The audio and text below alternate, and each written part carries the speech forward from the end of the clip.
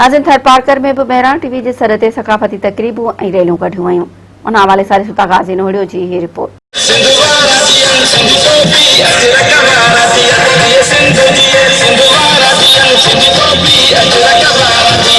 पूरी सिंध जियां थरपारकर में भी सकाफती ॾियारो वॾे जोश ऐं जज़्बे सां मल्हायो वियो आहे। थर जे मुख़्तलिफ़ इलाइक़नि में सकाफती तकरीबूं कोठाए सिंधी सकाफत के शानदार भेटा पेश कई वई आहे। उन सिलसिले में मेहरान टीवी ऐं सिंधी मीडिया जे सॾ मिठी शहर जे कश्मीर चौक ते हिकु शानदार सकाफती प्रोग्राम मुनक़िद कयो वियो, जिते वॾे अंग में शहरियनि गॾु थी क़ौमी गीतनि ते झुमरियूं हणी सिंधी सकाफत के भेटा पेश कई।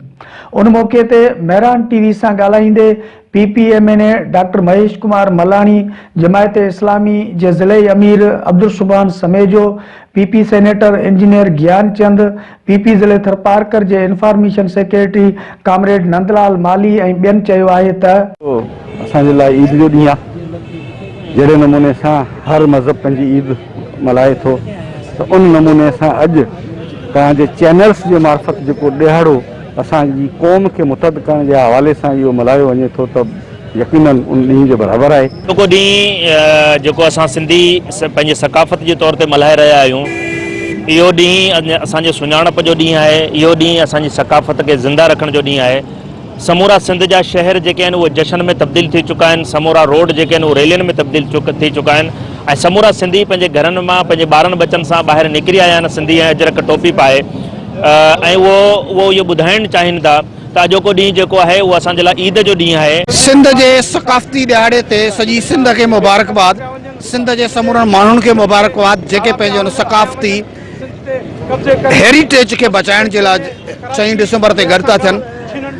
असां पंहिंजी कल्चर, असां पंहिंजी तहज़ीब जेका हिकिड़ी सॼी दुनिया जी शानदार तहज़ीब आहे, तमामु पुराणी तहज़ीब आहे, उनखे बरक़रार रखण ऐं मौजूदा दौर जे चैलेंजिस में बि उनखे शान नमूने सां मल्हाइण जे लाइ गॾु थींदा आहियूं। असीं सॼी सिंध में पंहिंजो कल्चर जो ॾींहुं, सकाफ़त जो ॾींहुं मल्हाए रहिया आहियूं।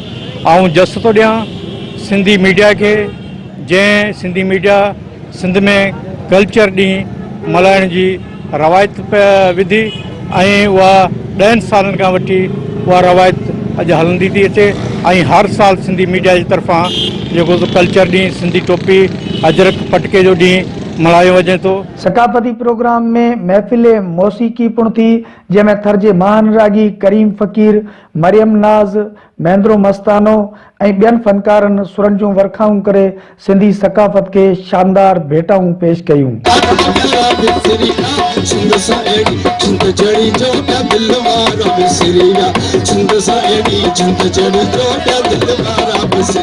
जॾहिं त सकाफ़ती तकरीब में PTI अॻवान लजपत सूराणी ऐं समाजी अॻवान नूर मोहम्मद उडे जो परफॉर्म कंदड़ फ़नकारनि ऐं सहाफ़ियुनि खे टोपी ऐं अजरकनि जा तोहफ़ा पिणु पेश कया।